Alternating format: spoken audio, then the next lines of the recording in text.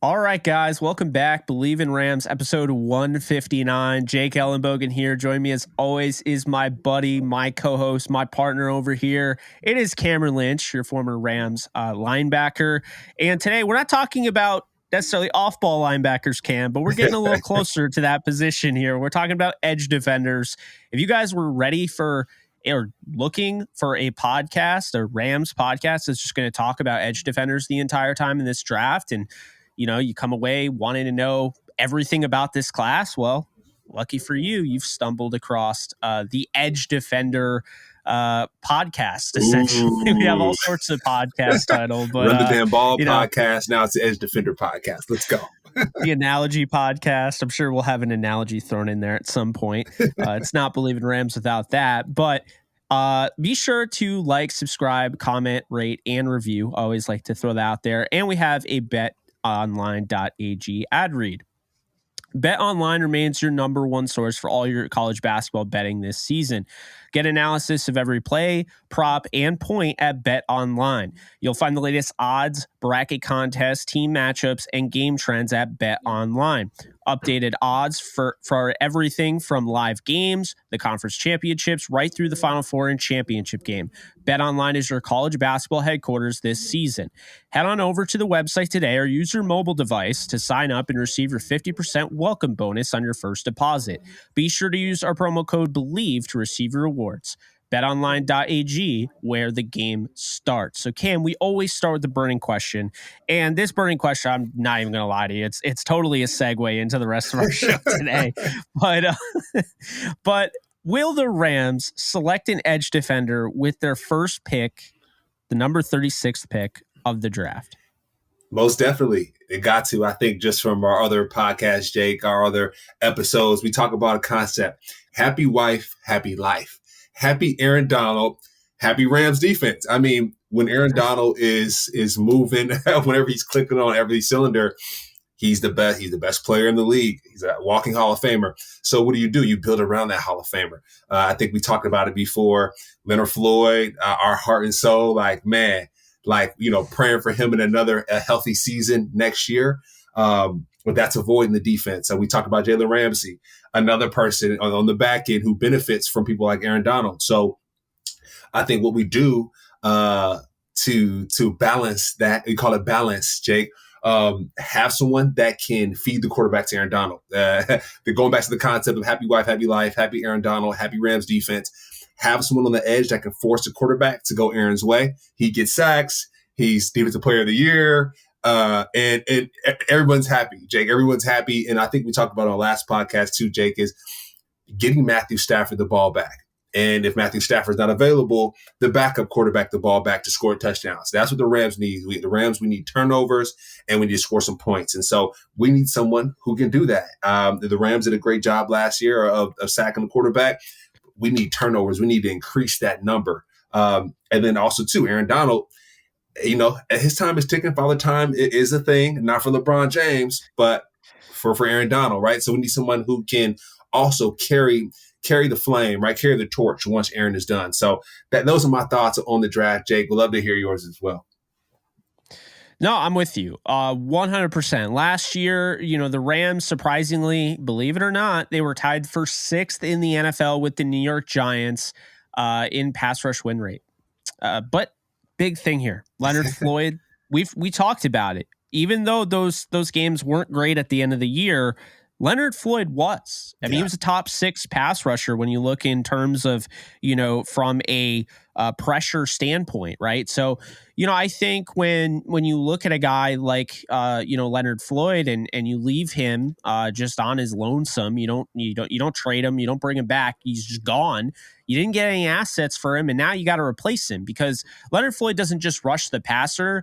He also does a great job of setting the edge, which is something I think the Rams have always really needed up until Leonard Floyd got there, and he did a damn good job of it. Mm-hmm. So if I have one goal in mind, this podcast, Cam, I hear the term edge rusher more than anything, right? Mm-hmm. Everyone's an edge rusher.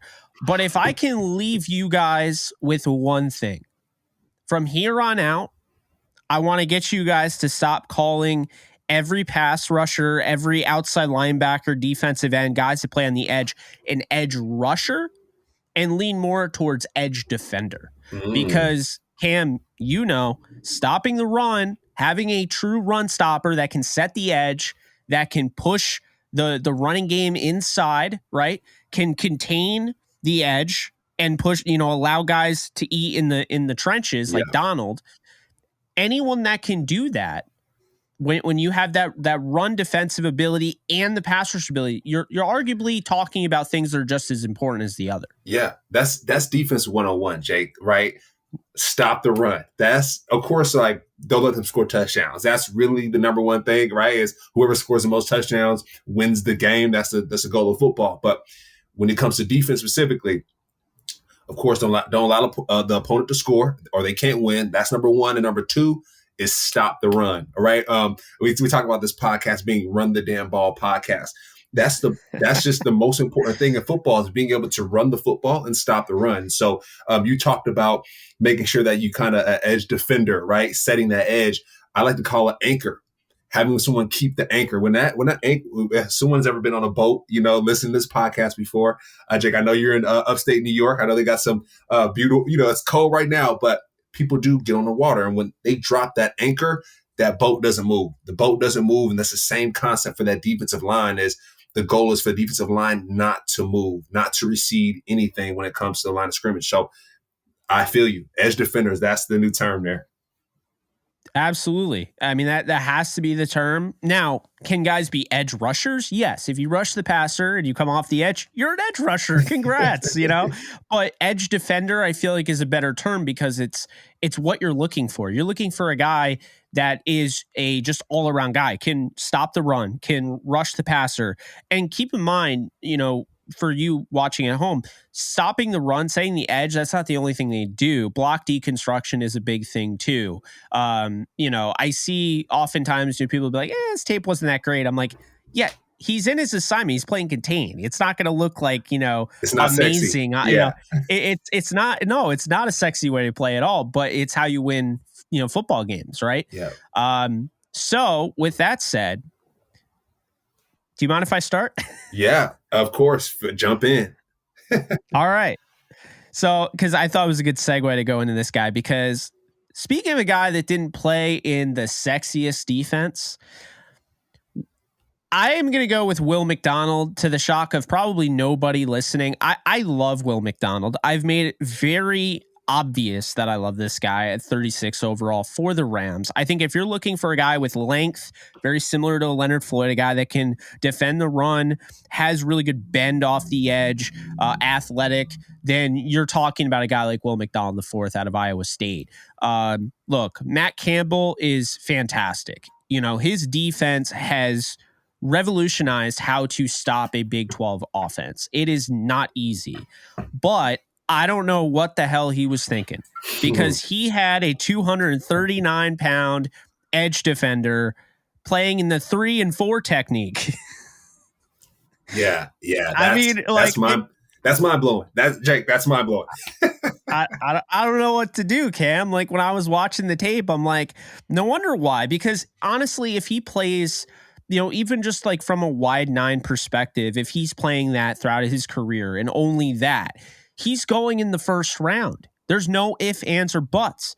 But this is an opportunity here, because the guy was played out of position for the majority of his college career. He still, though, has those reps where they put him out on the edge and just let him hunt. Yeah. And it's scary. Like, he's really good. Yeah. So I think he's a first round caliber talent. Cam, I showed you my spreadsheet. I have him as the number 2 overall edge defender in this class. Now, the consensus would say I'm way too high on him, but screw the consensus. That's what I think. Yeah, no, Jake. When you sent me your list, I was like, dang it, I got to rearrange my list now, because just the way he plays. I was watching some of his tape, and I heard one of the announcers say, "Yeah, he's leading the Big 12 in sacks at the moment, right?" And so, whenever you're leading a conference in sacks, like, you're that guy. You're that guy. You can rush the quarterback. Every coordinator is like, hey, we need to make sure we chip protect this person. We slide our protection to this guy. And that's what we need, because when you take it to the next level in the NFL, they're going to be sliding to Aaron. They're not going to be sliding to Will. And the goal for them is to say, hey, we need to make sure we double team Aaron and we get someone also to help with Will. And therefore that frees up, that forces one-on-ones with the other defensive linemen. And therefore you can find some success. So I'm right there with you with Will. I mentioned just kind of my notes here. He has a great motor. He does great getting around the edges, right? He has great bend. I think that's extremely important. When I think about bend, I think about Robert Quinn. Anytime I think about a defensive end bending, I think about Robert Quinn, right? We used to call Robert Gumby. He's just elastic. He can move and be everywhere all at once, right? And so I like that for Will. So since you picked him for your second round, I put him in my third round, right? But for my second round, 36th overall, for the Rams, I like Isaiah McGuire out of Missouri. The reason why I say that is because, number one, he's playing in the SEC. So he's seeing the best tackles pretty much in the country, a week in, week out. He's seeing the best running backs, quarterbacks and running backs week in and week out. So he's in the trenches, Jake. He's in the trenches. And so he's seen that. Another thing what I like about Isaiah McGuire is he's a team captain. Being a team captain at the defensive end spot, that's kind of tough to do unless you're that guy, right? Unless you're affecting the quarterback, unless you're getting sacks, it's really tough to be a captain. And I think we talked about this in our podcast is that's what the Rams need right now. Bobby Wagner's not there. Jalen Ramsey's not there.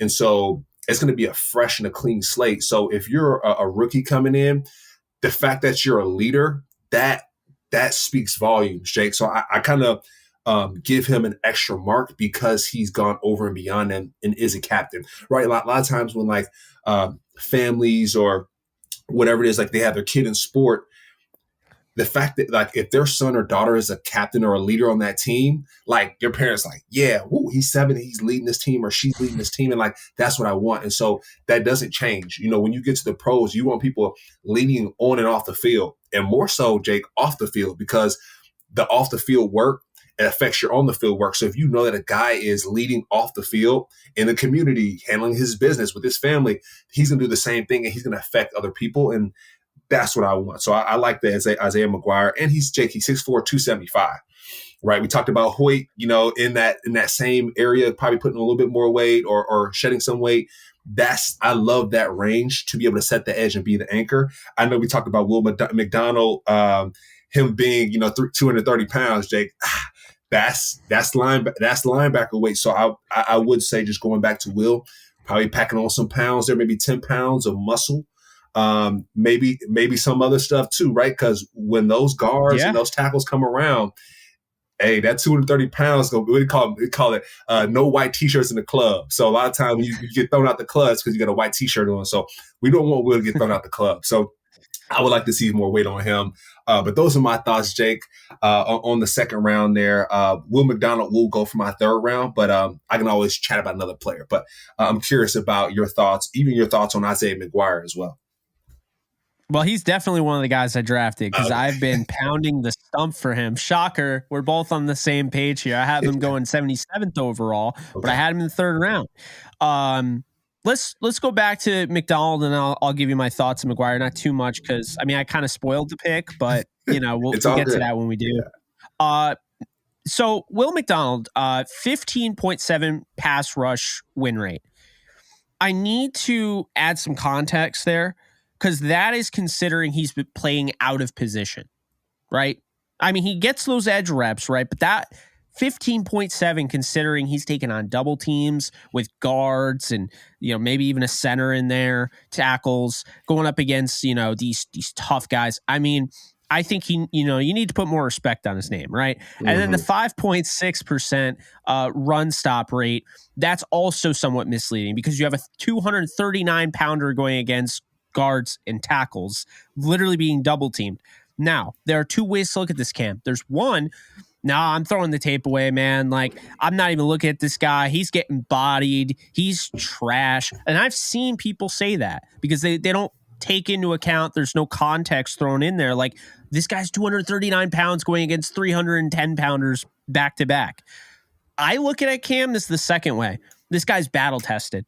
If you ask him to go do that, he's a guy that's coachable. He's a guy that's willing to just do whatever the coach wants him to do. He's willing to go out there and put his body on the line for his team. To have a 239 pounder going against double teams, taking on that much punishment and not ever complaining about it, not getting dismissed from his school, not getting suspended.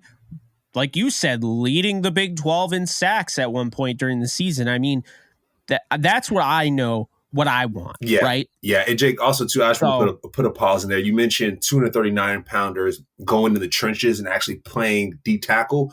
That I'm trying to figure out how to explain that to people, like how daunting that could be.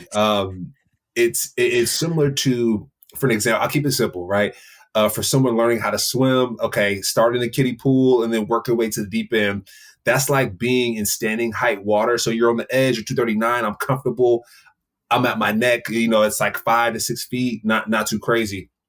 Going in to play defensive tackle at that weight, you're jumping into the ocean at that point, Jake. No floating, no nothing. It's like, hey, I can't even see the bottom of this thing. It's going to get real. And a lot of times when guys are 239, they get thrown out of the club if they're playing that position. Someone who can do that really well and swim in the shallow end and the deep end is Aaron Donald. Aaron Donald can go in the shallow end at the defensive end spot and crush people. And then he can also go into the deep end, no floating, no nothing, dive, touch the bottom of the ocean, and come back up, right? That's how good he is. And so hopefully that makes sense for some people, but it's just a different ball game. It's not easy, rushing the passer on the outside, stopping the run, and then going against 300 pounders every snap. It's a lot to take on. And like you said, shout out to him for being willing to put his body through the line. Because we did see last year, we talked about DeMar Hamlin and how dangerous this sport can be. If you're swimming in the ocean, Jake, you can't see the bottom. That's dangerous. So the fact that he's putting himself in a situation, stuff, there you go. It's a lot. I mean, hey, playing in the trenches is compared to a riptide, right? There you go. And I kind of look at it like, it's like, I mean, I've never done it, right? But 239 pounder against 310 pounders. I mean, the resistance and the force, I guess, behind that has to be like trying to squat with somebody pushing you while you're trying to squat. Yeah. That's insane to me. Yeah. You know what I mean? So I think, the numbers are still really good considering the poor position he was put in. I still think he's good against the run. I know there are people like, no, he's a good run defender. And he showed that on the edge, the bend I love. And another thing, he's got the Von Miller being able to run underneath a table. I love that. Yeah. I love that. So his drill work at the combine, I went and rewatched it. He did the run under the table moment. He didn't have to. Yeah. He got creative with the bags, and I thought that was really cool in the drill. And then watching him do the DB drills, this guy looks like a freaking natural, Cam. Yeah. Like you could put him at like inside linebacker, and honestly, you could put him at corner and he wouldn't complain. Like he just clearly is a football player. Yeah. He'll go on the field and he'll play whatever. And that's the type of guy I want on my football team. Yeah. And to be honest, I'm thinking about it. I didn't have a chance to watch his tape, but the fact that he's doing DB drills, that's what Aaron Donald does. Like I've seen Aaron Donald, we're doing special teams drills. We're doing the ladder. I think Aaron Donald was on NFL social media for doing his ladder footwork, that he always does. But if you get other guys that can match Aaron Donald in a practice through the foot ladder, he's going to like that. We talked about it before. Happy wife, happy life, happy Aaron Donald, happy Rams defense. And so if you get athletic people who can match Aaron Donald, foot speed, coverage skill, whatever, if the guy can drop back in a pass and cause some havoc, like he's that much more valuable for your team. And Aaron Donald can play multiple positions. It sounds like he can play multiple positions. So, hey, let's sign him up. Yeah, I mean, you're definitely not going to get a mean, rude text or a one of those cryptic tweets from Aaron Donald if they go out and they get Will McDonald. I can tell you that much. I think he'll be very happy. We'll get to Isaiah McGuire next because I have him at 77. But I want to turn your attention at 69 overall. Again, we're just drafting edge defenders. So if you're just You're skipping around. First off, shame on you. But second, we're doing edge defenders. So it is going to be the weirdest draft ever. Maybe one would argue that they should do this and draft 11 edge defenders. I don't know. Probably not. But someone out there is probably saying it. I know with the offensive line, they're saying it. So right now, just talking about edge, drafting one each round. What makes sense in the third round? There were some guys that I thought of, but this guy, Byron Young, Tennessee. Yeah. Okay. His story, he's like the edge version of Kurt Warner. Now, I had Kurt Warner on my show. I'm not trying to diminish Kurt Warner, but Cam, I don't know if you know this guy's story. You're going to love it if you don't. Yeah. Assistant manager at Dollar General. Yeah. He goes JUCO, and it's during the COVID season. And someone just happens to be taking video, and because they were practicing, they weren't playing games. They just practiced. And his practice went viral. All these SEC schools reach out to him. He picks the first one that reached out to him, Tennessee. He goes to Tennessee. He's a baller. He'll be in the NFL. He's 25. That's the big knock on him, right? And he's 25, but still needs to refine things because he hasn't been playing that long, to be fair. But first off, the journey speaks volumes. Yeah. It tells me, one, this guy, there's no boundary where this guy's going to go. Yeah. There's no blockade that he's not going to run through. And so that is something where I'm talking about coachability. I'm talking about work ethic, the motor, which you see on tape. It's all there with this guy and Byron Young. He's got the best first step in the draft. I mean, he is so explosive. It is crazy. He doesn't have a lot of bend, and I'm not obsessed with bend. I know there are people that are like, oh, no bend, I'm not drafting, but you can still find guys that can work with their power. He doesn't have a ton of power, though. He's more of a speed guy and just makes it work. So he does need to get better with his hand usage because of that, because you don't want to be too one-dimensional. Like I mentioned, really high motor, and then he's very good run defender. So the stats, like I mentioned earlier for Will McDonald, I have them in front of me for Byron Young via PFF. 13.2 pass rush win rate, which is really good considering he doesn't really have much power to him. He's a speed rusher without really much hand usage, and his pass rush plan is all right. You know what I mean? So that's still pretty good, 13.2. And then his run stop rate is among the absolute best in college football at 18.8%. Ooh. We just talked about Will McDonald at 5.6, and I told you that's not a bad number considering he was playing out of position. 18.8 is ridiculous. That's crazy. It's ridiculous. Yeah. Yeah. So he put some respect on this guy's name. Yeah, no, I feel that. And, it's funny because I saw your list come through and I was like, okay, let me rearrange mine a little bit. But, with Byron, like you talked about his journey. No matter what happens, he's able to move forward. And I think the Rams, we need that, right? After last season, we need players like no matter what adversity hits, they're able to move forward. So I think that's extremely important. But the second thing, going back to the captain piece, I mean, my man is, you're right, assistant manager at Dollar General. Then he goes and, works at a Circle K. And then he fast forward, goes to Georgia Military Academy and then goes to Tennessee. So what I'm seeing is he's a leader, no matter if he's at the Dollar General, no matter if he's at a Circle K, no matter the arena, he's a leader. And the Rams need exactly that, Jake. So I'm not even talking about his gameplay. I'm talking about what he's doing off the field. And so I think that's extremely important. And back to your point about the bendability for his actual play. He is more straight line. He's more of that old school player. I could have seen him playing back in the day where, they're just running, they're bull rushing a couple moves, 1 or 2, 3 moves, and then they're getting the sack. He's been successful in the sack game, about 7 sacks his senior year. One thing that I'm not worried about, though, is his toolkit because he's going to see Aaron Donald, right? Anybody who's going to the Rams, they're going to see the best pass rusher. I want to say ever to do it, but, top 3. Ever to do it. Okay, there you go. You said it. Top pass rusher ever to do it. I know Von Miller, they do like a pass rush camp in the offseason. I think Aaron Donald goes to that as well. Aaron Donald's getting more knowledge from Von Miller and from those folks that are doing that pass rush camp, and even if he's doing his own pass rush camp. But players who aren't as dynamic and don't have those tools in their belt, they're going to learn it, right? They're going to learn it through osmosis. We're going to see that jump chop, man. The jump chop. And that's something that Robert Quinn actually taught Aaron Donald, right? And so I think if these guys have the skill, if they have the will, if they have the leadership capabilities and the intangible things off the field, Aaron's going to teach them.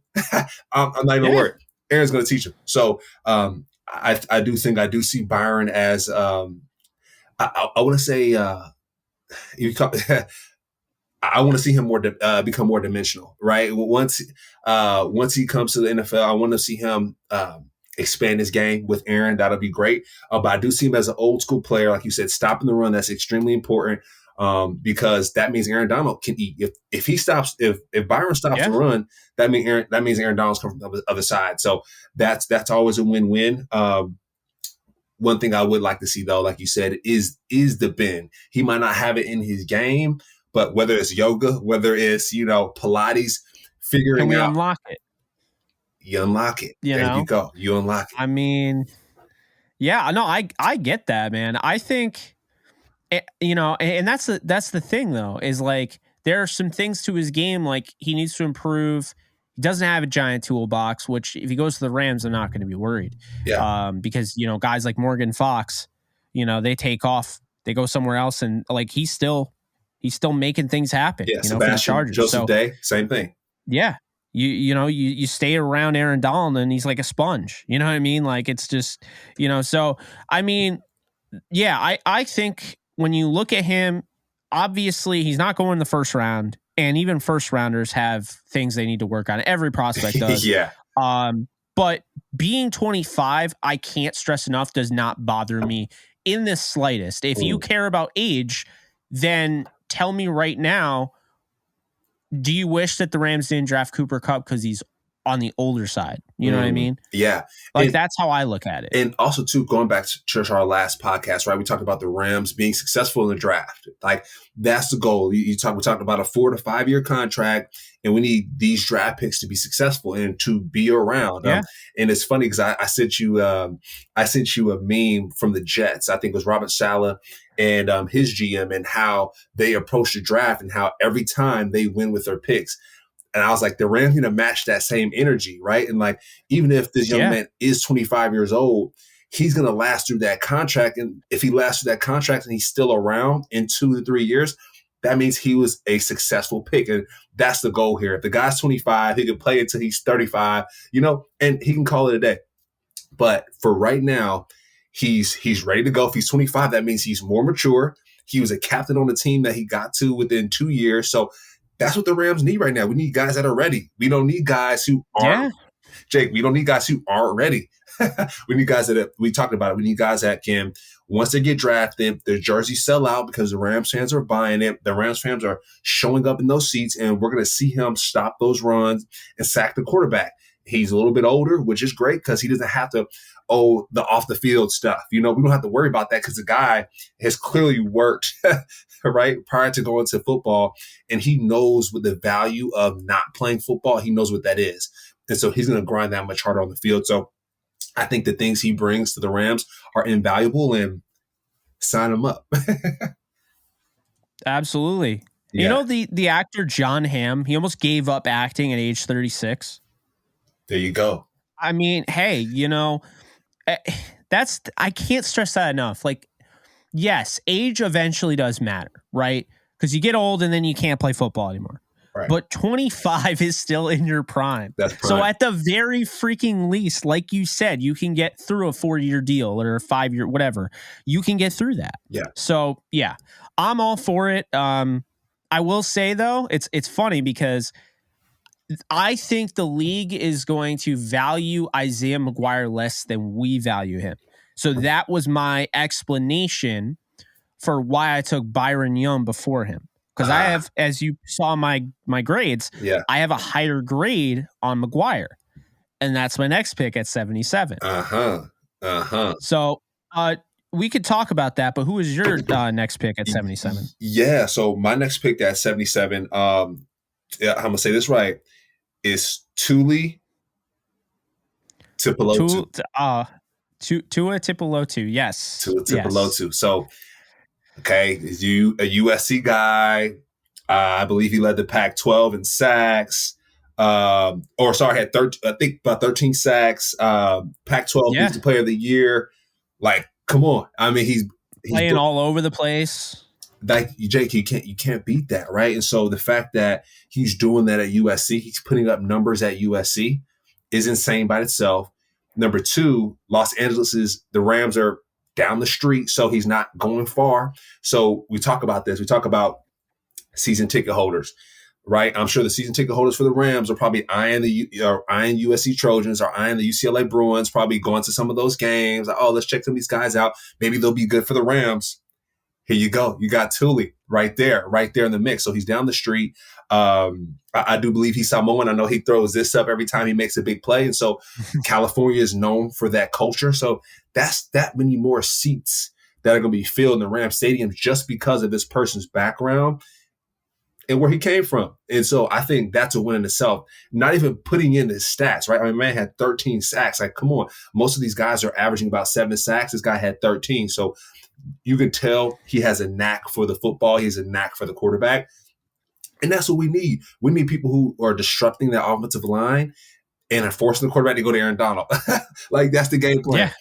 Make the quarterback go that way so he can go to Aaron. I think, that's probably the theme of kind of what I've been saying most of the day. But that's the point of getting an edge rusher. That's the point of getting someone who can hold that down, is making sure that – the thing about this, Jake, think about Draymond Green. Draymond Green knows – play defense and get Steph Curry the ball back. That's it, right? So Steph Curry, like, Draymond doesn't really shoot anymore. I saw something Draymond Green, his G League tape, he was shooting threes. I mean, he was knocking buckets down. But when you have the best player to shoot the ball ever, why would you shoot it? you do everything you do everything in the game to make it easier for them. And I see this for Aaron Donald, right? If you have the best player ever to play defense, like, let's make sure that you get some Draymond Greens to play their role, do their role, and funnel the ball to the best ever. So that's what I see happening with Thule. And, like I said, the fact that he's an LA guy, that increases the value, I think, for him. And that's who I have next for my pick. So I know we want to talk about Isaiah, but I like Thule for my next one. I like Thule as well. I wanted to like him more on tape. I think really, Cam, my biggest concern is his tackling ability. I see a lot, like, he does not have vice grips. He's a guy, he can get in the backfield, and that's one thing where maybe his tackling issues, that's more, I mean, it's not nitpicking. It's something that bothers me on tape, but it's something like where you get to the NFL and it's like Donald is there and you get, the gang tackles are there. But it's still concerning, from an evaluation standpoint when, I don't have any worry about him deconstructing blocks. I don't have any worry about him getting in that backfield and, just stopping the running back in his tracks. I have an issue with him finish the tackle. That's a big deal. I mean? That's a big deal. So we talked about finishing all last season. So you got to have people that can finish. It's weird, though, because when he's sacking the quarterback, he doesn't have an issue with that. But, like, when he's trying to stop the run, he does have an issue with that. So I don't know if he's a bad run defender, because I wouldn't say that, because he's in position. He just needs to work on, his tackling. And I think NFL coaching will definitely help him out there. Yeah. But did you have any final thoughts on Thule? Or? Yeah, I think when it comes to tackling, tackling and blocking is the hardest thing to do in football. And so like you said, it's an issue. It's going to be an issue for a lot of other coaches, Jake, because when you think about it, not every game you're going to have Aaron Donald come and help clean stuff up for you. When you're in the playoffs and you're playing against some real running backs and some real guys, you're going to be counted on to make those plays. I kind of go to the Tyreek Hill and Ray Lewis piece when they're at the Pro Bowl, and they're like, he told Ray, he said, "It's me versus you. 3rd and 1. Will you tackle me?" And of course, Tyreek Hill's a slot guy and Ray's an inside linebacker, so you think more of the nickel or like an outside linebacker will kind of be in that situation, but you just never know. With Thule, when it comes to defensive linemen, sometimes they drop back in coverage, or sometimes they, are in open space. Can you count on that person to make the play in the playoffs versus, the 49 or whoever it is, not the 49ers, but in big games, can you count on them? And that tackling issue is going to come up later on. So I agree with you. He's going to have to fix that when he gets to the NFL. A lot of times speed training helps with that, to make sure that you're not lunging. You're kind of like you're fast enough to where you're in position, your feet are under you, and you can make a solid tackle. So I think his speed training is going to really help with that. And I'm sure working out with Aaron Donald, he's going to work on his strength, right? His grip strength, and everything's going to increase when it comes to that. So I think those are things that he can work on. But like you said, you cannot discount the fact that he's missing tackles, because we got to have people that can finish. Facts. So now everybody's been waiting to hear about Isaiah McGuire. Because I mean, like, you talked about him, but then I also have him at 77. First thing I had, it's funny. I told you, I warned you ahead of time. My notes are weird. Like, it has to make sense for me. And so, my first thing is underrated. It's the first thing I thought of. Yeah. Because why am I not hearing this guy's name? Why is he not a household name? Why is he not constantly, like, Good Morning Football is tweeting out stuff about him? Why is he not like a household name? Like, I want to know that. Like, it's, and keep in mind, this is coming from somebody who is a Kansas Jayhawk fan. And I'm telling you how good this Mizzou guy is. That's supposedly sacrilege to my, fan base, but I would disagree. And I'm probably one of the most unbiased people, although I do have a Jayhawk on there. But, here's the thing, okay? With Isaiah McGuire, underrated. Like you mentioned, great build. He's got a great build for a 3-4 outside linebacker. I saw too many people saying, no, he's just going to play 4-3 defensive end. I feel like we're forgetting what an outside linebacker can be. I mean, let's be real here for just a second. Let's not rule out anybody.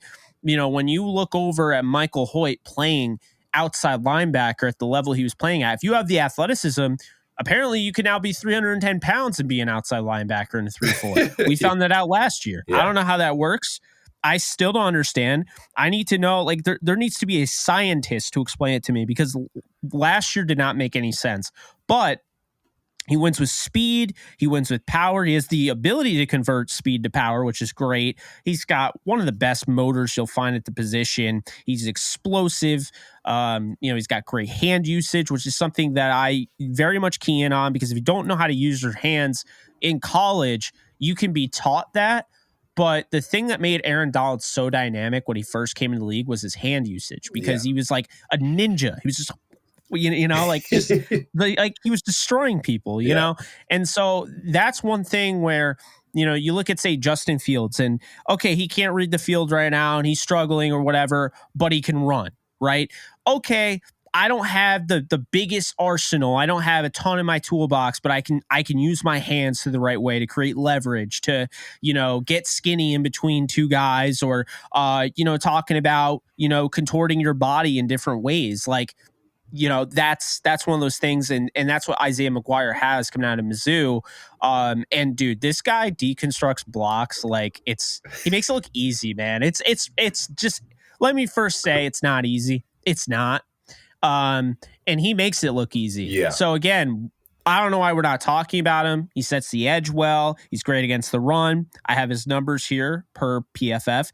17.2 pass rush win rate, which is crazy good for a guy I never hear talked about, right? Yeah. Oh my God. 17.2. That's better than anybody we've talked about so far. If I'm not yes, it is. So 17.2. And then he's got an 8.3 run stop percentage. Now think about this, Cam. He's setting the edge. He's stopping the run more than Byron Young. So to a degree, Byron Young's 18.8%, while it's fantastic, it's also a little inflated, because I can tell you right now, Isaiah McGuire went against, he was in those plays to stop the run. He had more of those opportunities, more reps than Byron Young. Still impressive.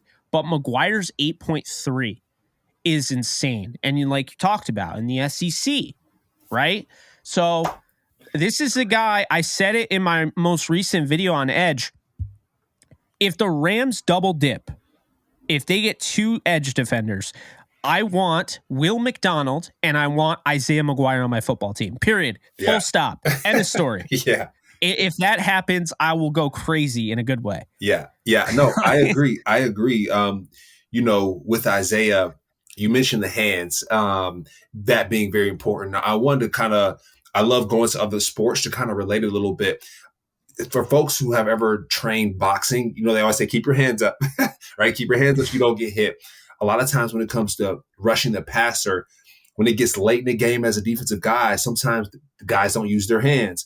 Same thing in boxing. When you get tired, those hands drop, and that's where you see the knockouts. And so same thing for pass rushing. Even for offensive linemen, if those hands aren't up, hands are down, knockout, or your quarterback gets sacked. It's the same concept. And so to see him be so good using his hands in college, he's light years ahead of other folks, right? A lot of times folks want to go with the bull rush or speed around, but you're seeing him shock people, shed them. You're seeing him, jump, like all types of moves and toolkits. And I wouldn't be surprised if he's able to teach Aaron Donald something. The way that's how good he uses his hands. He's really good with them. And I'm sure Aaron will probably like, oh, the way you use your hands, let me use that, And so I think not only can he learn a lot from Aaron, but I think it can go both ways with him. I think that's how good he is. I watched his tape earlier. And I shut it off. I was like, I watched a couple. I was like, oh yeah, I'm good. Number one, like that's why I put him number one on my list, because I saw the tape. I'm like, oh, this guy's a pro. He's a pro. The way he carries himself, and seeing that captain on his shirt. Jake, I was a captain too playing football, so that's why I'm so adamant about it. But that doesn't surprise me, by the way. That does not surprise me at all. Yeah. So it's very important, and so I want to double down on your point about Will McDonald and Isaiah McGuire. If those two guys are on the Rams defense, I mean, at this point, what undrafted free agents on the back end, it doesn't matter. Those guys are getting interceptions. I think just to kind of let people know how important that is, when you have a dominant defensive line, that means everyone else behind you's life is easier. That means Matthew Stafford's life is easier. So I think I love that idea of double dipping and maybe getting two edge rushers. And Isaiah McGuire, I want him on my team. So I'll leave it at that. I know I want to jump into my other pick here. Did you have anything else on Isaiah at all? I was just going to say, because I think you mentioned there was like people love comparisons. I don't like throwing them out unless I see it, right? Yeah. That's my rule. I don't make a comparison just to make one. You made kind of a comparison to Robert Quinn with Will McDonald IV. Mm-hmm. Byron Young, I don't have one. I'm not going to put one out there because I don't have one. Isaiah McGuire made me think of one player, Zadarius Smith. Mm-hmm. He's a damn good edge defender. He does both sides. He can rush the passer. He can stop the run, set the edge. He's bigger, he's a bigger guy. I think it's like Zadarius Smith. So if you're out there trying to paint a picture in your head, you haven't quite watched the film yet, you're just listening to us or watching us, Zadarius Smith is kind of what I'm seeing here. Mm-hmm. Yeah, I like that. And also, too, one thing on Isaiah, with him being where he is, I mean, I could see the way he's so good with his hands. I could see him moving inside too at sometimes, right? If they need him moving inside a little bit, if Aaron wants to go outside, sure, let's switch. Like that's how confident. Absolutely, that's how confident I am. With his hands. You talk about block deconstruction. If Aaron wants to go rush the passer, and Isaiah wants to jump in and go battle some, getting double, triple team, like I'm confident in that. And so I think, and also too, I'm confident in that. I wouldn't say he's your Aaron Donald type guy that can carry the torch and kind of keep things going. But I do think with his skill set, even if Aaron Donald does decide to retire after next year, he's going to be able to teach guys like, look, my hands are fire. Like, my pass rush game, my toolkit's fire. But like, but let me tell you what Aaron taught me. And I think he'll be able to share some of those things. So people call it putting on a clinic. I think Isaiah, when it comes to using his hands, he puts on a clinic similar to Aaron Donald. So, I really like that. And another name that I wanted to mention, I'm going into your state of Kansas here, but Kansas State, Felix Anudike-Uzomah. Seeing him play, 8.5 sacks. I think I put on his highlight tape. First play I saw was a jump club. The jump club, I'm like, Aaron's going to love that. Aaron Donald's going to love that, right? Because I see Robert Quinn. I was literally in the locker room and Robert Quinn, like, he was doing the jump club. And Aaron Donald was like, what is that? And so I was there for that process. So to see that on the highlight tape, I know other people in that Rams locker room is going to get excited. So to see Felix play, to see his motor, I really liked it. So that's why I put him kind of at that pick for round three, 77th pick overall. I really liked his gameplay. And yeah, I mean, he's 6'4", 256. So, a little bit on the lighter side, which is okay. That means you get more speed. You can drop him back in coverage. Yeah. I'm not sure if you can move him inside too much, but I do like his makeup and I like his motor. So I don't know if you have any thoughts on Felix at all, but I would love to hear those. Well, so I've been calling him King Felix and FAU because it's like, I mean, his name is crazy. Felix anudike-uzomah. It took me forever to learn that name. Yeah.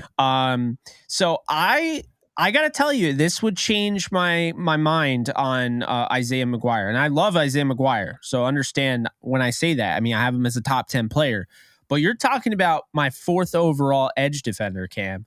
So when I look at, a guy like Felix anudike-uzomah, I look at him as the backup option for Will McDonald. Like, I don't even know if he's going to make it to the 3rd round. If he does, that changes my whole, my everything, really. Mm-hmm. Like, I look at him like, I think he'll be there at 36. And then if you don't pick him, he's probably going to go within 37 to like a 50 area. That's my concern. But if he's there, Cam, I'm all about him. Over right? Will. I'm all about over him. Will. Not over Will, but backup. Yeah, as the backup. I know there's some people that are not as high on him, which I couldn't tell you as to why, but I've heard, well, let's be honest here. Everyone has their own flavor. Like, there are people that really like BJ Ojulari out of LSU. He's younger. People get excited about that at 20 years old. Technically sound rusher. But he's really just not where you need to be as a run defender. And I feel like this team right now, yes, in a sense, they can take a little bit developing, but they also need guys to field a roster right now. They need guys to be able to set the edge. They need guys to have, I see his motor run hot and cold, like where, when he's a pass rusher, this guy loves rushing the passer. Yeah. But when he's asked to defend the run, there's a certain play against, I think it was Mississippi State. And I almost turned off the film in disgust. And I don't mean to be that way, right? But Ojulari, like, they had him dead to rights. He had another guy coming in. And the running back, like, just somehow got through both of them. And Ojulari kind of pulled up. So, like, he had him easily. And Ojulari pulls up and then he houses a touchdown. And I'm like, how is that okay? How is that possible? Like, that, and I'm not trying to let one play deter me from him, but I haven't really been open as to why, like, oh, you keep saying he's bad against the run, like, what are you talking about? That one play in particular, that shows me that his motor does run hot when he's rushing the passer and runs a little cold when he's asked to do the run defensive stuff. And he's 20. He needs to get into an NFL weight room too, and get bulkier. And I like him. He needs some milk. I mean, hey, I like him. I mean, I need milk too, so I get it. But I like him, man. Yeah. But it just my thing is, when you're talking about him and Will McDonald and Felix anudike-uzomah, you're talking about two guys that do everything you want for what the Rams need right now. And you have one guy who might be better than both of them when it's all said and done because he's 20. He's got a crazy high ceiling pass rusher wise, but I don't know how much better he's going to get as a run defender because I think at the very least, if he improves, he's not going to be better than those two the way they're playing right now. Yeah, so that's how I look at it, And the way the Rams season went last year, we can't afford hot and cold, Jake. Last season was more cold than hot. So we need somebody who is consistent, who is ready to go right now. And like you said, my man BJ might need some milk. He might need to get in the weight room. And so, we always talk about Aaron Donald, but Aaron's going to be lifted. He's going to make sure that folks are ready to go. But yeah, with BJ, I did have him a little bit lower on my list as well because of that. Oh, you have him on your list. He's on my list. He's towards the bottom though because of those reasons. Yeah. I do like his bend. He does have great bend. He's but very bendy. Yeah. Very bendy. But in the run game, you can't be bendy in the run game. You got to be firm in the run game. So yeah, that'll be a problem. My man just said bendy in the run game. Oh my God, Cam. I might start using that. Yeah. Like scouting report. He's bendy, but not the way you want him to be. Yeah. Oh man. No, I mean, look, this guy definitely has talent, and we'll get to him obviously, because he's on your list. But I think when you look at Ojulari, one thing that blows up on tape is that when he's asked to drop into coverage, he looks like a DB. So to his credit, he moves extremely well in that regard. Just not something you see out of a guy like that. But moving on, round 5, we're here. We're ready. Yeah. 167 overall. And I'm going to go with my KU pass rusher, Lonnie Phelps. Nice. He transferred from Sean McVay's alma mater. You see, I'm like building this thing up. Yeah.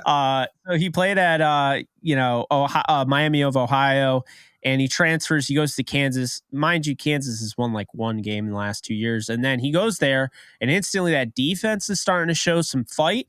And, he had 9 sacks in the Big 12. And on top of that, they went to a bowl game. This is a guy that can rush the passer. He has one of the highest motors, I would say, out of any of the edge defenders in this class. He's a true 3-4 outside linebacker, I would say. Rotational pass rusher to start. You're talking 5th round. So you're probably out of the woods as far as, like as a 5th rounder, like, hey, we need you to start. Like the pressure's going to be off you a little bit. But he's got starting upside, which is a good thing. Another thing, he's got relentless pursuit to the quarterback. This guy does not give up on a play, which I love. He's a freak in that regard. He does need to improve his hand usage, though. He tries to sometimes win with power or win with speed, but he's not using his hands enough. He not really getting the extension. That's been kind of a knock on him. But he's willing to play the run. He's a decent run defender. He can improve in that regard. I think when you look at him, he does need to improve as his pass rush plan. I'd like to see more in his toolbox. Of course, we're talking about the Rams, which is like a cheat code. You go to the Rams and you're going to learn all these moves from AD, but still something, worth mentioning. And then I can't stress this enough. He dominated the Senior Bowl. I don't know if you watched the Senior Bowl game, but any questions that people had of him, he answered throughout that week. I watched his one-on-ones. He really, I think, helped himself the most. Personally, I have a 3rd round grade on him. And if he went in the 2nd, I think it would be worth the pick. But I have him in the 5th because I think that's where teams are going to value, like they're going to value him there. I think that there are some quirks to Lonnie Phelps' game, but all in all, I think you're talking about a top 15 edge defender in this class and somebody that if you haven't addressed the position yet, you're in trouble. But if you have, then you double dip with this guy. Then you're saying, Michael Hoyt, you are our guy. Lonnie Phelps, you are our guy down the road. Right? We're gonna work with you. We're gonna develop you. Right now, you're gonna be a rotational pass rusher. Right. And I think that is probably the best case scenario for some of these guys in the round 5 section, round 6. You want to get into a rotation. You want to make that 53. You want to get into a rotation. I think we've kind of, as a fan of this game, the draft is exciting, right? It's a lot of recency bias. So you hear these people like where you're on day 3 and it's been kind of a long day, right? You're watching the draft and you get this guy who's got some intriguing upside on day 3 and you're like, this is awesome. He's going to start right. Pump the brakes a little. All right. Yeah. It's not as simple as you put him in the uniform and now all of a sudden you're getting the same player you saw on the tape. You have to think in terms of the drop off in competition. You have to think of in terms of the fact that this guy confidence issues that could arise. Being healthy. I mean, a lot of these guys, they go into camp and they're healthy and then they get dinged up or something. And now all of a sudden they're rehabbing and they're not focusing on getting better. They're not working on themselves. That was my biggest issue with Cam Akers, is that Cam Akers, when he tears his Achilles, it's not necessarily that he tore his Achilles, which obviously was awful, but it was the fact that he tears his Achilles and he misses the entire offseason to get better. like to improve on a good year, to work in pass pro. He now has to focus all of his attention on rehabbing. So that's really one of the big deterrents. But this is why I think it's important to realize, even to a degree, maybe we're jumping the gun a little bit with Isaiah. Maybe it might take him a little bit. We don't know how these guys are going to react when the bright lights are shining and you're playing at SoFi Stadium. But 5th round, Lonnie Phelps, big fan. And if they get him in the 5th round, that is a steal. Yeah, no, I like that. And I know you're a Kansas guy, so you got to throw somebody from Kansas in there at some point. Got to throw love in there. Got to throw a little love. No, he's a baller. And unbiased love, though. yeah, a little bit. All good. And going back to your point about some of the players, adjusting to the NFL, some of the guys that we listed, when we saw the national championship game, those were SEC. Of course, Ohio State was in there and whatnot. Ohio State can ball, but like the talent level, a lot of times with the SEC, the Big 12, they're a little bit different, right? And so when you got, sometimes scouts like to lean towards guys from the SEC because they feel like they're battle tested. They win a lot of national championships in the SEC, so they're ready to go. And so a lot of times you get guys from different conferences who haven't really seen the big crowds, the type of competition. Like you said, once they get to that stage, it's a little bit different. Or they were the man at their school or their college and they get to the NFL and it's like, oh, snap. Like I'm going against such and such. He's an old head, but he can do this, this, and this. And so that can be a factor, like you said. And kind of going back to BJ, that would be my pick for this round. With BJ, him being a young cat, that could be a little tough, when it comes to the Rams. It's we want some young guys to come in and step in and play big ball. Being hot and cold in the NFL is not going to work, Jake. Being light in the pants, playing defensive line, and being hot and cold is not going to work, right? Because that opens players up for injury.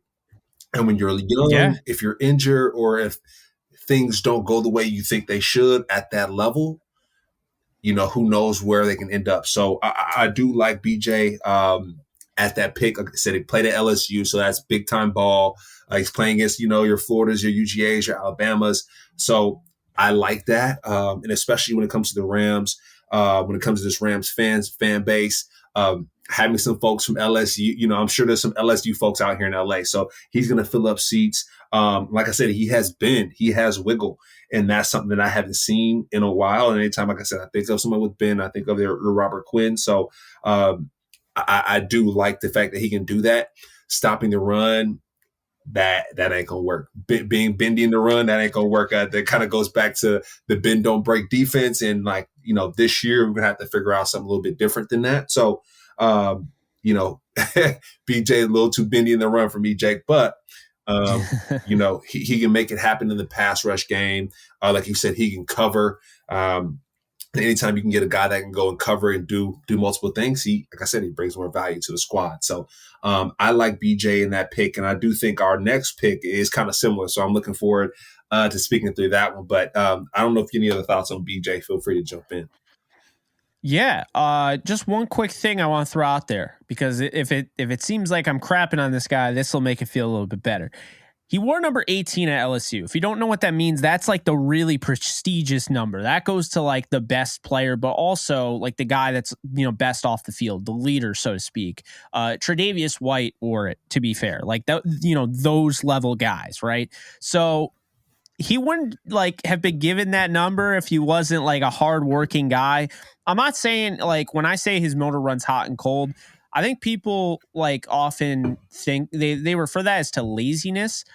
It's not even just lazy. I mean, it could honestly be a little bit like you're pacing yourself. You just got to get better at pacing yourself. Like you go all out for the pass rush, and then the run game, maybe you're a little winded, right? Maybe that's, so it's an opportunity maybe to catch your breath a little bit. I don't know. But I was not trying to totally take a dump on him. I want people to know that. But that's my real. Next pick here, people are taking a dump on. Like I've seen him block a lot of people on social media. And I'll say this right now. People are taking a dump on for blocking a lot of people on social media. I'll say, look, take out all the noise. This guy's been through a lot. His name is Brenton Cox Jr. from Florida, and he's been on my radar for quite a while. I think there is a way too early Jake Ellenbogen mock draft of the Rams that I made before the season. I had probably them picking at 32, which, obviously they wouldn't have had the first round pick because they traded it, but I had them winning the Super Bowl again. Yeah. And I had them not having many picks. And I think he was the first guy I took in the second round. So here's the thing with this guy, okay? Brenton Cox is a hell of a football player. And the problem is some guys kind of lose their way. Maybe they get into the wrong situations. I got to say, the dismissal, because he was dismissed from Florida, he was dismissed from Georgia. Okay. Sorry. That's brutal. It is brutal. But I got to say, though, like, it could absolutely be worse. Here's my thing. I actually did research into this. I was like, all right, let me see. I like the tape. Is this guy worth it? Yeah. Right? And I'm watching the tape, and he's definitely worth on tape. But then I'm reading about it, and he gets caught with marijuana at Georgia, which I don't know who has whatever feelings about that. Personally, I don't really care. I think it's... Everybody in college is like, you know what I mean? Like, So kind of push it to the side. Yeah. Yeah. The authoritarians out there will be like the boomers, if you will, out there will be like, oh, well, he doesn't listen to authority, but like, come on now. Yeah. It's just like all these guys are doing it. Not saying all of them, but most of them are probably doing it and just not getting caught. Yeah. He just got caught. Yeah. Right. So he gets kicked off the team and they can say all they want. Oh, it wasn't that. No, it was probably that. That was probably what started it. Then at Florida, he gets into a fight with a former teammate at Georgia on the field. Now, he punches him, but I heard that there was some stuff that went on in the locker room, and I'm sure, but, part of me feels like there's something going on here that's not entirely Brenton's fault. And maybe there is, but all I know is like the Rams brought in Janoris Jenkins, who I think was at Florida, and then he had to transfer North Alabama or what, I forget what it was, but he had to transfer, and he had people joked about it. He had a rap sheet this tall. Yeah. But what did he do when he got to the NFL? Never heard a thing. Yep. I think when people have something they can strive for and they have their eye on the prize, they can really do great things. And I'm not judging Brenton at all. I think he's a really good player. I think it's very easy to either get in with the wrong crowd, to be put in you ever get a job where you're like, this isn't a fit, that he was in that position. And then he tried to go somewhere. Maybe he shouldn't have gone in the SEC. Maybe he should have gone, a step down, maybe gone to like a McNeese State or something like that and just tried to like, you know what? No distractions. I'm just going to ball. And okay, he's dismissed from both programs. But I'm not going to sit here and say that's the worst thing ever, because we have guys in the NFL. We have a guy in the NFL who punched a girl in the face on camera, who's starting. Yeah. Yeah. Basically what you're saying is there's worse things. Let's not hold this too much against him. Let's figure out, like, let's evaluate the player on the field and go from there.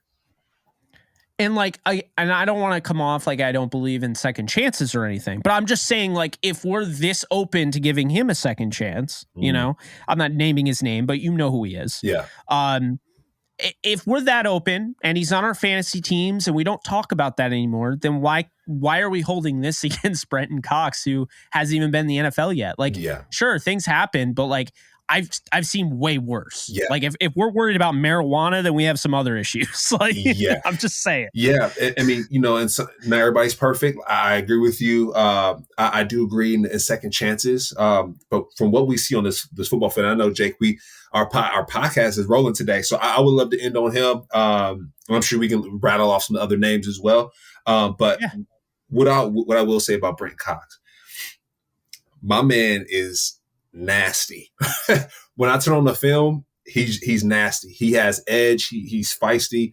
From my experience playing with Aaron is feisty too. Now Aaron turns up on that football field. I've seen Aaron snap someone's face mask off before and do some damage. Like, Aaron's a beast, and so having someone else on that defensive line with fight, I think it's a win-win. It's always going to turn energy up. It's like your Draymond Green. There's someone that's always screaming at somebody, always doing something. Teams need that edge. Teams need that. Now, my question is he a locker room cancer? I hope not, right? Just from hearing some of the things with coaches and whatnot, I don't want him to get into a Cam Maker situation where Sean McVay's like, hey, bro, like, you can't say that in here, or you can't do that here. I don't want any of that. I don't think the team needs any of that. But what he does on the field, I think is outstanding. Just to see his physicality, and I think his emotions, they do show on the tape. I put in my notes here, like, I would say he reminded me of the Vontaze Burfict, because Vontaze is insane, out of his mind, with some of the stuff he's done.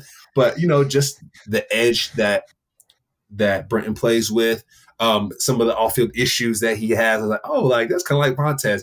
It's not remotely close, but just think of that edginess that Vontaze played with now. Like, Burfict, now he was a beast. Of course, he hit some foul hits, things that you can get kicked out of, that you should get kicked out of the league for, which he did. But I think Brenton plays with that mentality, and I think any defensive coordinator would love to play with a guy that's like, whoa, like, back the hell up, like, let him go, and like, I'm gonna back up and let him do his thing on the football field, right? Like, he's gonna be able to do things on the football field that he can't do in real life. I think football players love that, but he's going to exercise all his anger and anything that he's going through off the field, on the field. So I like him as my last pick there. And Brenton, my thing is that from an athlete to athlete, I hope he figures it out, through this next step.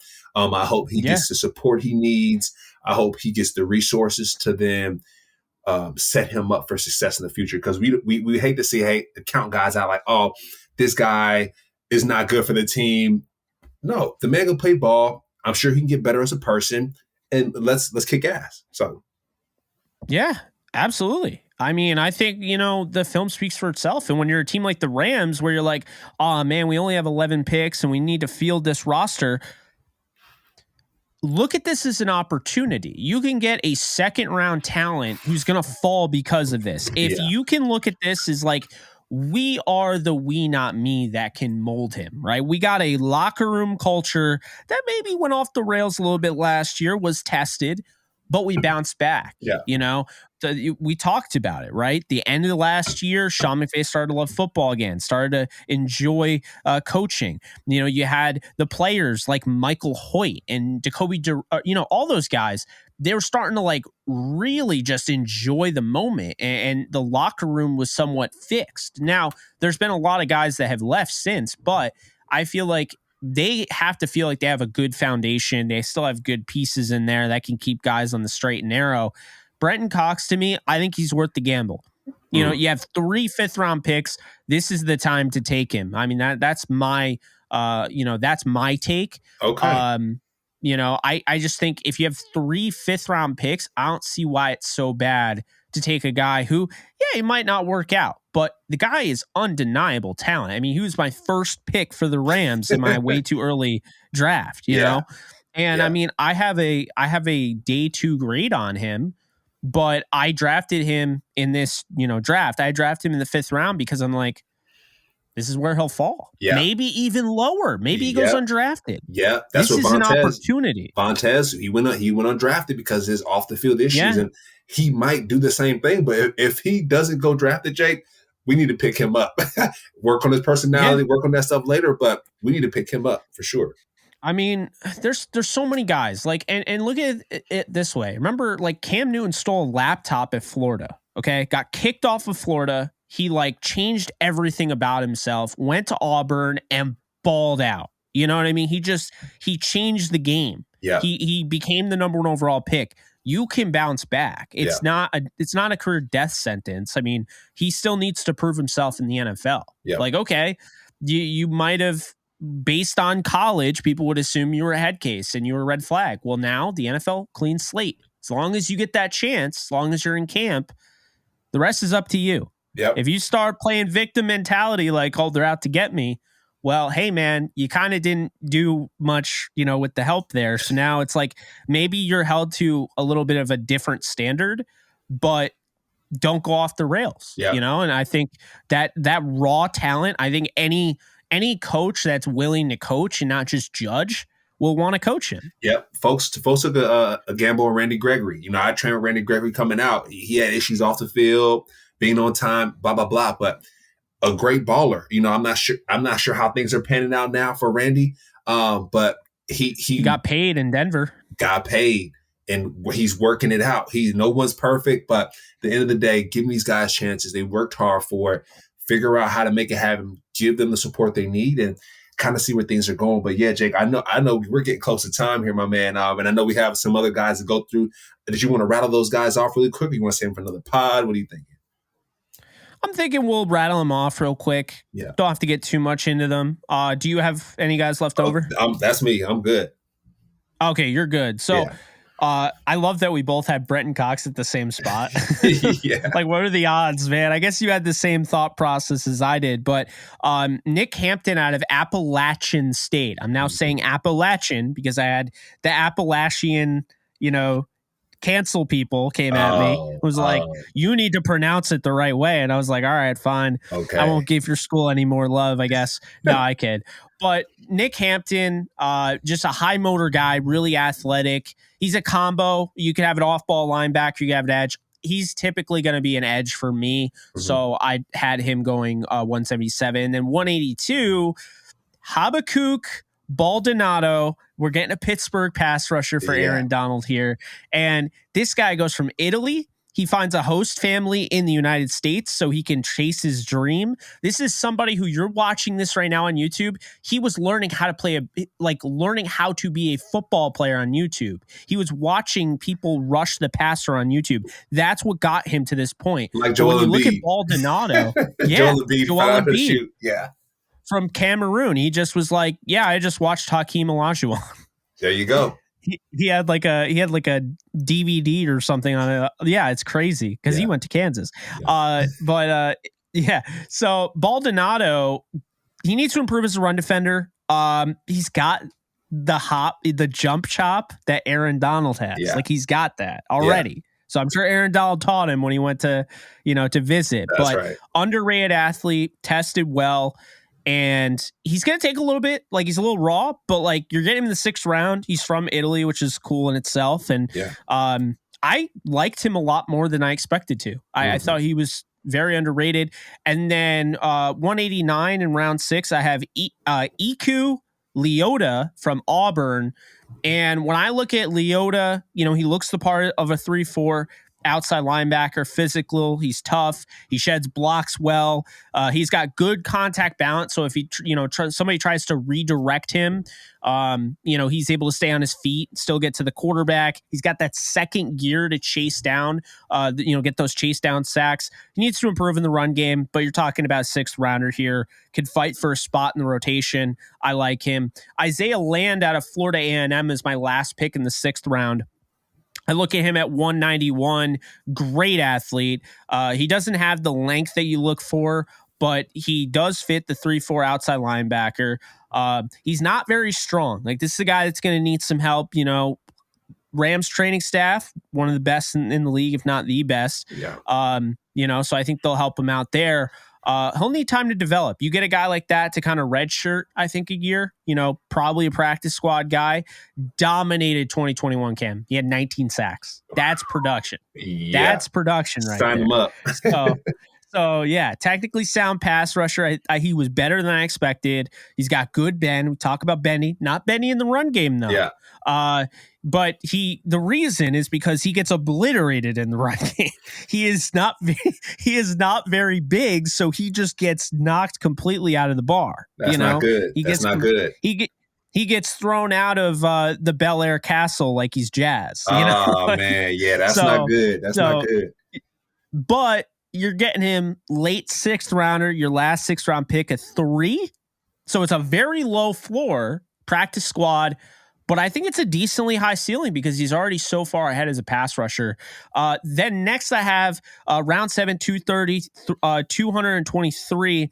I have Thomas Incoom from Central Michigan. This is a guy that I think who could develop into a key contributing 3-4 outside linebacker, strong upper half.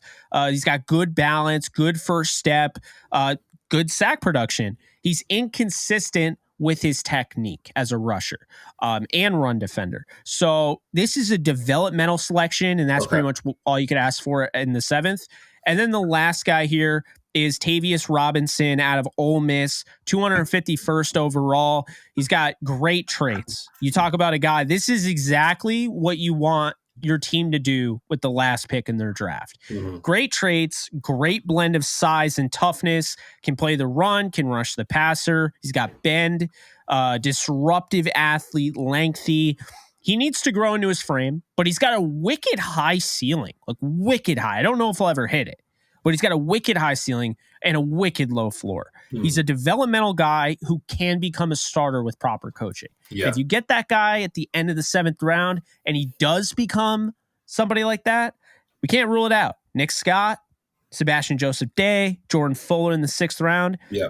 Those are the type of guys that I want my team to draft. Yeah. And I like that, Jake. And two, just quick disclaimer. I know our pod this time is gone a little long, and that's okay because we're talking about our future here. And one thing I want to shout out, that the people may not know is Jake puts a lot of time into scouting these prospects. A lot of major Excel sheets right before this call. Like we're going through the Excel sheets. We're trying to figure out, which guy is which. So Jake, I just want to say thank you, for really taking the time to do this. And, I don't think people know how much time you put into this draft stuff. Can you tell people like what your prep is like for stuff like this before we hop off the pod? Oh man. Well, first off, appreciate you, Cam. Yeah. Appreciate your appreciation of me. But yeah, it takes a long time.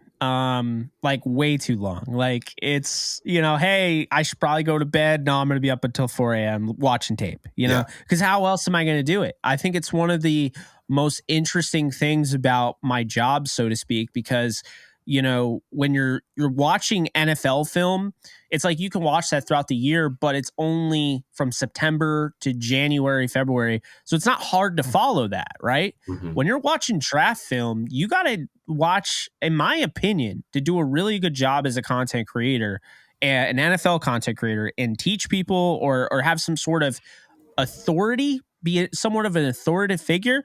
To me, you have to at least watch about 15 to 20 prospects at each position, at least for me. Mm-hmm. I'm not saying everyone else, but me personally, I feel like I have to do that. Mm-hmm. And so this year I decided to make those YouTube shorts and I did all of the 1-minute scouting reports, and it's making the process take forever. Do I regret it? Yes, I do actually regret it, but I also still like that I'm doing it. And it's generated a lot of views and a lot of subscribers. I mean, that one Jahmyr Gibbs video. I love Jahmyr Gibbs. He's my favorite running back in the draft out of Alabama. Looked at the other day, 24,000 views on that 1 minute short. There you go. Hey, check my guy Jake out, man. If y'all want to figure out other positions in the draft, Jake is creating shorts. He's making it happen. So follow his page, check him out. The draft is in about 3 weeks from now, so the end of the month. So we're going to be covering some of these draft prospects. Of course, I'm going to be leaning on Jake for information and understanding, okay, hey, what are we talking about here? What are we doing in regards to the draft prospects? I know we covered defensive ends today, and I'm sure next week we'll cover another position group, and we're going to rely on Jake's, research and the hard work that he puts in. So, yeah, Jake, I think myself and the Ramley, right, we appreciate your work and what you do, because this draft is extremely important, and we're going to need the Rams to hit on every draft pick this year. And they're going to hit because they got Jake's research and Jake's content. So, Jake, we appreciate you big time. Well, I appreciate you, Cam. I was told from one, I'll keep his name, off the record, but I was told from one guy who scouts for the Rams at the Senior Bowl. I'll never forget. He's like, yeah, we follow all your stuff. We've read your articles. We see you. There I was like, man, that made me feel so good in that moment. It's not like it would have changed my work ethic or anything, but it's cool to know that, yes, like for people asking, yes, the Rams do watch this. It may not be Les Snead himself or Sean McVay, but we have scouts that watch this. Yeah. Hello, Scouts. Hey there. Feel free to drop your questions in, Scouts. If you want to hear us talk about something, if you need some tips or tricks, we're your eyes and ears. DM's open. Yeah, most definitely. We can get the voice changer, like the black background, and have him come on for an interview. There you go. We're cooking with grease. One day. Yeah, we're cooking with grease. Soon to come. Soon to come. So that is going to do it. And wow, I think this has been our longest show so far, but it's been a banger, man. I like this format. Yeah. I hope we get to do this cornerbacks. I think next week we should probably try to do. That would be fun. So yes, I like this format. If you guys liked it, be sure to drop a comment. Let us know how much you liked it. If you also like this, be sure to hit the thumbs up, also known as the like button. Be sure to subscribe wherever you get your podcasts. Mm-hmm. Be sure to tell somebody. Be sure to go and rate on any of your podcast platforms. If you're listening to this, we could use some 5-star reviews there. We need to get that thing up. Yeah. But aside from that, thank you to our sponsors, betonline.ag, and we're out of here. Yeah. Thank you guys. You guys have a great weekend.